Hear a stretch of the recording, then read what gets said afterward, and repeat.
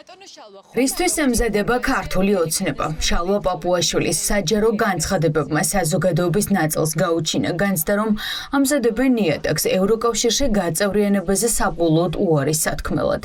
ოცნებამ ჯერ გაწევრიანების პროცესი შეაჩერა. დღევანდელი განცხადებით კი პაპუაშვილმა თქვა, რომ არ უნდათ ისეთი ევროკავშირი, როგორსაც დღეს ხედავენ. სულ უფრო აქტუალური გახდება კითხვა, რა აზრი აქვს წევრობას, თუ კი წევრობის უმთავრეს სარგებელსა და ბერკეტებს თავიდანვე გართმევენ. ევროკავშირში წევრობა მნიშვნელოვანი სწორედ იმიტომ არის, რომ ქვეყანამ შეძლოს მისთვის სასარგებლო გადაწყვეტილებების მხარდაჭერა, საკუთარი ინტერესების გატანა და მისთვის დამაზიანებელი გადაწყვეტილებების შეჩერება. თუ ქვეყანას ამ შესაძლებლობას ართმევენ, მაშინ ევროკავშირსაც ართმევენ მის მნიშვნელობას, როგორც ეროვნული ინტერესების დაცვის საშუალებას. შესაბამისად, ქრება წევრობის პოლიტიკური ხიბლი და ფუნდამენტური мотиваციაც. უფრო მეტიც, ასეთ პირობებში ევროკავშირის გარეთ დარჩენა შესაძლოა პატარა სახელმწიფოსთვის უფრო სასარგებლოს კი აღმოჩნდეს. რაც პაპუაშვილმა ამ განცხადებაში დააკლო დაამატა არჩილ გორდულაძემ. ოცნება ახლა მინიშნებებით ცდილობს თქვას, რომ საქართველოსთვის ევროკავშირის მიღმა დარჩენა უფრო მომგებიანია. როდესაც გვეუბნებიან, რომ კავშირში მიიღებენ ახალ წევრებს, მაგრამ ამ ახალ წევრებს ექნებათ მხოლოდ ვალდებულებები და სიტყვის ამოღების შესაძლებლობაც კი არ ექნებათ. ეს არის თუ არა ქვეყნის სუვერენიტეტის განულება. ამ მარტივ კითხვას უპასუხონ და შემდეგ გადავიდნენ თავიანთ ბელეტრისტიკაზე. რა თქმა უნდა, როდესაც შენ გაქვს მხოლოდ ვალდებულებები და არავითარი უფლებები, ეს ნიშნავს, რომ შენი სახელმწიფოებრიობა უბრალოდ ნულდება. და დავუშვათ კითხვა, რომ ასეთი ევროკავშირი შეიქმნა და ასეთ საფუძვლებზე და ასეთ პრინციპებზე არის ეს ორგანიზაცია შექმნილი, თუ პირიქით თანასწორუფლებიანობაზე. პაპუაშვილის დღევანდელი განცხადება ძველებისგან იმით განსხვავდება, რომ თუ ადრე ოცნება სიტყვიერად ევროკავშირის ერთგული რჩებოდა, მაგრამ არ მოსწონდა მისი ბიუროკრატია, ახლა პირიქით, უფრო თამამად აცხადებს, რომ ევროკავშირის წევრობა სუვერენიტეტის დაკარგვას ნიშნავს. ამიტომ ხალხმა ისტორიული არჩევანი უნდა შეცვალოს. ივანიშვილი თავისი ავტორიტარიზმით ვერ იქნება ვერანაირ თავსებადი ევროკავშირის დემოკრატიულ ღირებულებებთან და ამიტომ მის პატარა ბიჭებს გამოიყვანს ხოლმე პერიოდულად და ალაპარაკებს, რომ ევროკავშირის გაწევრიანება საერთოდ კითხვის ნიშნის ქვეშ დააყენონ. რუსებს ეჩქარებათ, რომ საქართველოს ჩამოშორდეს საერთოდ ევროპულ ორბიტას და გააქრონ პოლიტიკური საერთაშორისო დღის წესრიგიდან საქართველოს და მისი ევროინტეგრაციის პროცესი.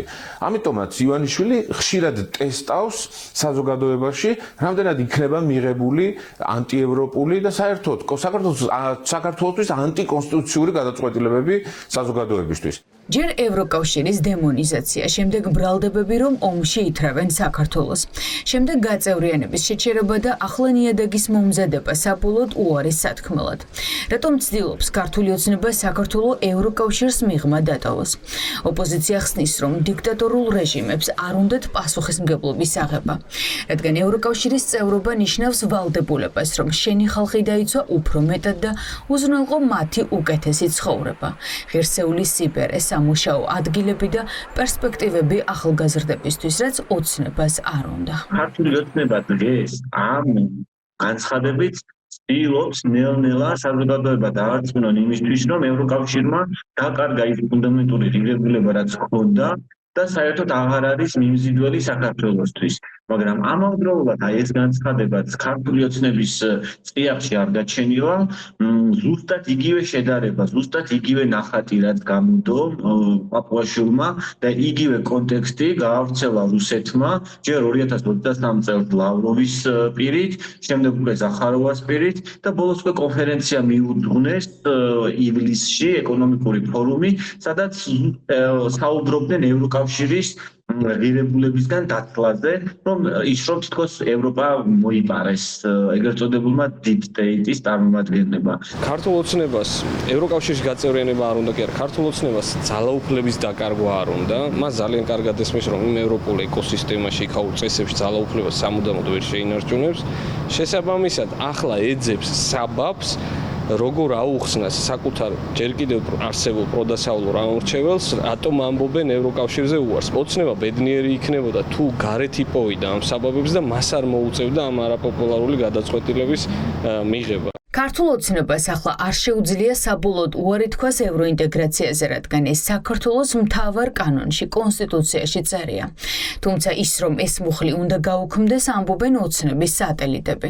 შაბათის ეთერის მომზადებული რეპორტაჟიდან გავიგეთ, რომ ამ შინაარსის ჩვენება ოპოზიციის ლიდერების დევნის საქმეზე დაკითხვის დროს ქართული ოცნების სატელიტი პარტიის ნეიტრალური საქართველოს ლიდერებმა მისცეს. ეთანხმებით თუ არა ევროკავშირში და ნატოში გაწევრიანებას საქართველოს კონსტიტუციის ამას რომ ეთანხმებოდეთ ჩვენ პარტიის პოზიცია ესეთი არ იქნებოდა.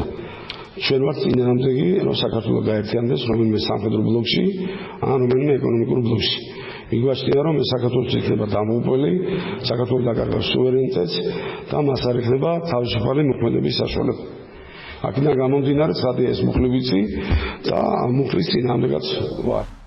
ქართული ოცნების თავდასხმების სერიის შემდეგ ევროკავშირის მიმართ მოსახლეობის ნდობა მცირედით, მაგრამ მაინც შემცირდა.